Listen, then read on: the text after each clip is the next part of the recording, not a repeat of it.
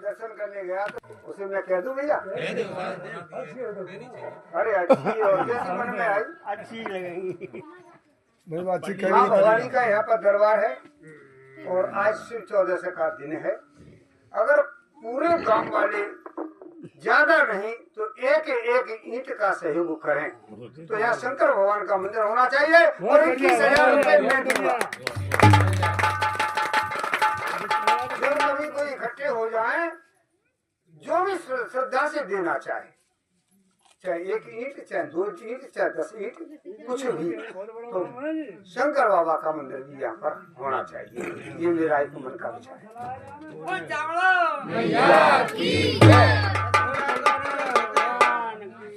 उसी में मेरा भी 21,000 रुपए मेरा भी नाम रखेगा। अच्छा भैया, तो कितनी बढ़िया बात यहाँ पर हमारे माँ साहब सुना करके गए कि सीता माता को जो रावण जो है लेकर के आए और रामेश्वर की स्थापना की, और जब स्थापना की उसके बाद भगवान राम बोले कि आप हमारे आचार्य हो, गुरु हो और आपको दक्षिणा।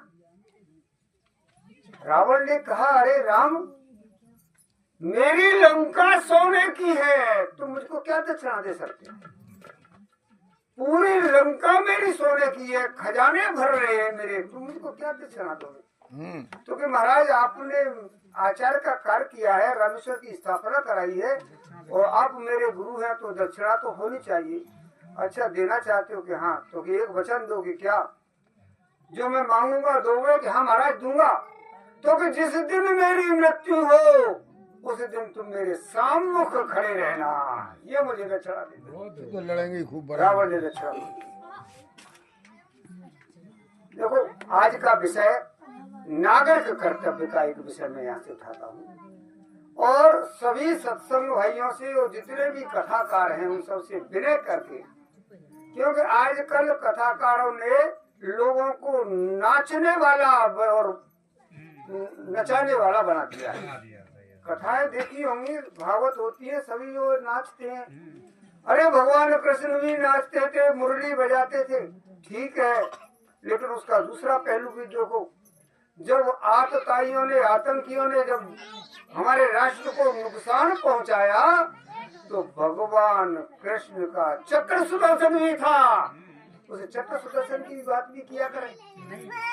राम की मर्यादा की बात करते हैं, ठीक है, लेकिन जब आतंकियों ने मेरे राष्ट्र को परेशान किया तो उन राक्षसों का नाश करने के लिए वो भगवान राम ने सारंग धनुष भी उठाया। हमारे राष्ट्र में जो कुरीतियां हैं उन कुरीतियों का नाश होना चाहिए और नौजवान ही उसका नाश कर सकते हैं। जैसे अनेकों कुरीतियां हैं, 1-2 कुरीतियां मैं लेता हूँ।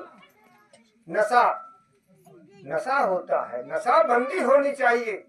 ये नौजवानों को बीड़ा उठाना चाहिए कि मैं अपने नगर से, अपने गांव से और नशा बंदी करूंगा। और दूसरा बीड़ा उठाना चाहिए नौजवानों का कि मैं दहेज बंदी करूंगा। दहेज प्रथा, एक मुझे आज से करीब 45 साल पहले मैंने एक कविता लिखी थी, बीच में भूल सकता हूँ, वो मैं कविता दहेज प्रथा की सुना करके अपनी वाणी को विराम दूंगा। 45 साल के करीब हो गई होंगी, 50 साल हो गई होंगी जबकि ये कविता है दहेज प्रथा। मेरे भारत के इतिहास को खूब कूटा है, मेरे भारत के इतिहास को खूब कूटा है और दहेज ने देखो किस तरह से नारी को लूटा है। कन्यादान हो चुका, डोली जब घर आई, लड़के वालों ने कहा दहेज से खाली आई। बेबस कन्या ने जैसे तैसे 1 साल गुजारा और लड़का पैदा हुआ और दहेज को फिर भी न बिसारा। यातनाओं की मार रोजाना सही, वह भारतीय नारी तूने उफना कही। फिर भी न रास आई, निकाली घर से तो माँ के पास आई। बाप पहले मर चुका था भाई की याद में, रह गई माँ और बेटी दोनों भूखे दिन बिताने साथ में। और कुछ दिनों बाद फिर रोई कि मुझ अभागी ने आज माँ भी खोई। विधाता क्यों इस तरह रूठा है, मेरे भारत के इतिहास को खूब कूटा है। और दहेज ने देखो किस तरह से नारी को लूटा है। रह गई मोहताज गरीबी में, पानी बेचा करती, मटकी लेकर पानी की गलियों में ढोला करती। उस पानी की कीमत थी सिर्फ एक रोटी, उस पानी की कीमत थी सिर्फ एक रोटी। आंचल में छुपाकर रोटी को फिर तेज कदम से बढ़ती।